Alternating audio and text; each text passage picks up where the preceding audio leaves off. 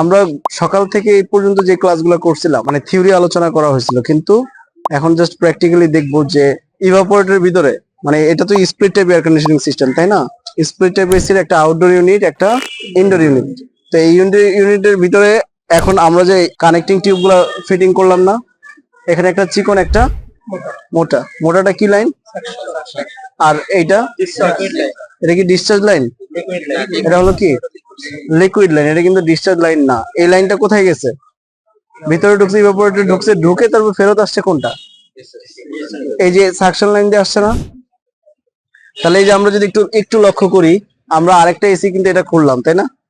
খুলে দেখো, এই যে এটা ধরো, ধরে একটু একটা জিনিস লক্ষ্য করো, এই যে চিকন যে টিউবটা যেটা লিকুইড লাইনটা ঢুকছে, হ্যাঁ, এই লিকুইড লাইনটা এখান থেকে ঢুকে এখানে তোমার লিকুইড ডিস্ট্রিবিউটর আছে, দেখছো? এই লিকুইড ডিস্ট্রিবিউটরের মাধ্যমে ইভাপোরেটরের বিভিন্ন অংশে তোমার যে হিমায়কটা আছে রেফ্রিজারেন্ট, সেটা কিন্তু বিভিন্ন দিকে ছড়া যায়। ছড়া যাওয়ার কারণে চারিদিক দিয়ে কিন্তু সে কি করতেছে, তরল রেফ্রিজারেন্টটা ছড়ায় গেল এবং বাষ্প হওয়ার সময় তাপ গ্রহণ করে সেই বাষ্পীয় রেফ্রিজারেন্টটাকে পুনরায় ফেরত চলে আসলো কোন লাইন দিয়ে? সাকশন লাইন দিয়ে, তাই না? এসিটার আউটডোর ইউনিটের ভিতরে আমরা গতকালকে কিন্তু আলোচনা করছিলাম যে এর ভিতরে রেফ্রিজারেন্ট গুলো, হিমায়ক গুলো কি করে পাম্প ডাউন করে রাখা যায়, যেটা আমাদের টেকনিশিয়ানটা কি বলে? টেকনিশিয়ানটা বলে গ্যাস লক করে রাখে, তাই না? তো গ্যাস লক যেটা বলছে যে এটার ভিতরে গ্যাসটাকে রিজার্ভ করে রাখাকে বোঝানো হয়েছে, মানে এটার ভিতরে গ্যাসটা রিজার্ভ করা আছে, হিমায়কটা রিজার্ভ করা আছে।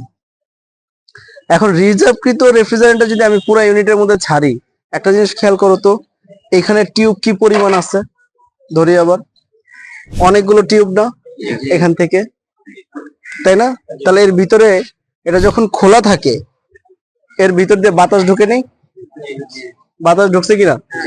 আমরা কি বলছিলাম সকালে? সকালে আমরা আলোচনা করছিলাম যে সিস্টেমের ভিতরে এক বিন্দু পরিমাণ বাতাস বা কোনো অপদ্রব্য থাকতে পারবে? এক বিন্দু পরিমাণ থাকতে পারবে না। যত সিস্টেম ক্লিন হবে প্লাস বায়ুশূন্য হবে, তত সিস্টেমের কুলিং এফিসিয়েন্সি, ঠান্ডার যে দক্ষতা, কার্যক্ষমতা, সেটা বেশি হবে। সিস্টেমে বাতাস ঢুকে যায় তাহলে কুলিং এফিসিয়েন্সি কমে যাবে এবং গ্যাসটা ব্লকেজ করার সম্ভাবনা বেশি থাকে, যেটাকে চোকিং ট্রাবল বলে আমাদের ডিপার্টমেন্টে। ওইটা নিয়ে আমরা বিস্তারিত আলোচনা করবো ইনশাল্লাহ। তো এখন আমরা যে দুইটা এই যে কানেক্টিং টিউবের এখানে এই জয়েন করলাম, এখানে জয়েন করলাম, এখানে সার্ভিস বাল্বের গোড়ায় জয়েন করলাম না, তাহলে এর ভিতরে বাতাস আছে না? বাতাসকে বের করছো? এই বাতাসটাকে বের করতে হবে না? এই বাতাসটাকে বের করে দেওয়ার প্রক্রিয়াটাকে, এটাকে বলা হয় ভ্যাকিউম। কি বলা হয়? ভ্যাকিউম করা। তো এই ভ্যাকিউম করার পদ্ধতিটাকে করতে হলে আমাকে কি করতে হবে? এরকম একটা ভ্যাকিউম পাম্পের সাহায্য নিতে হবে। এই ভ্যাকিউম পাম্পটা কি করব? স্টার্ট দিব, লাইন দেই। কম্প্রেসার দিয়ে ভ্যাকিউম করার কোনো নিয়ম নাই। আমরা জাস্ট যেহেতু ভ্যাকিউম পাম্পটা আমাদের চোখের সামনে একটু পুড়ে গেল, সেহেতু আমরা দেখাচ্ছি, এটা ঠিক করে আমরা আবার ইয়ে করবো না ইনশাল্লাহ। হ্যাঁ, এই যে ইউনিটের ভিতরে যে বাতাসটা আছে সেই বাতাসটা বের করে দিতে হবে না?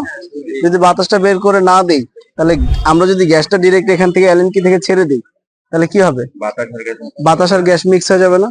তাহলে ঠান্ডার কার্যক্ষমতা যেটা, সেটা কি কমে যাবে, তাই না? এই জন্য আমাকে কি করতে হবে? এই ইউনিটটাকে আগে কি করতে হবে? এর ভিতর থেকে বায়ু শূন্য করতে হবে। সেটা কিসের সাহায্যে? ভ্যাকিউম পাম্পের সাহায্যে। পাম্পটা কোথায়? এই যে ভ্যাকিউম পাম্পের সাহায্যে। এরকম ভ্যাকিউম পাম্প গুলো বিভিন্ন সাইজের হয়ে থাকে, বিভিন্ন ক্ষমতা সম্পন্ন হয়। এখন ভ্যাকিউম কতটুকু করবা, কিভাবে বুঝবো যে ভ্যাকিউম হয়ে গেছে? সেটা বোঝার উপায় কি? সেটা বোঝার উপায় হলো যে এই যে তোমার আমরা যে গ্যাস চার্জ করব কোন অংশ দিয়ে? কম্পাউন্ড গেজ মিটার দিয়ে। কোন গেজ মিটার দিয়ে? Compound gauge metre. Compound gauge মিটারে 0 থেকে 30 ইঞ্চ অফ মার্কারি দেওয়া আছে না? 0 থেকে কি আছে?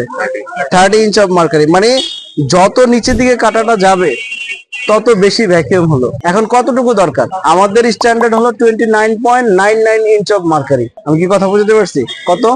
29.99 ইঞ্চ অফ মার্কারি হলো কি পারফেক্ট ভ্যাকিউম। এখন ভ্যাকিউম আমরা কত সময় করব?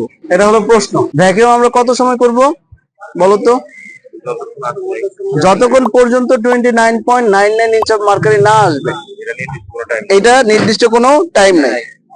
আচ্ছা, কম্প্রেসার দিয়ে তো ভ্যাকিউম করা যায়, মানে যেহেতু কম্প্রেসার টানে, তাহলে ভ্যাকিউম যদি টানা যায়, টেনে যদি বাতাসটা বের করা যায়, তাহলে আমার ভ্যাকিউম পাম্প কেন আমি এক্সট্রা করে কিনলাম? এই কম্প্রেসার বায়ু শূন্য করার ক্ষমতা রাখে, তবে একটা জিনিস করতে পারে না, সেটা হলো We are from প্রবাসী কর্মসূচি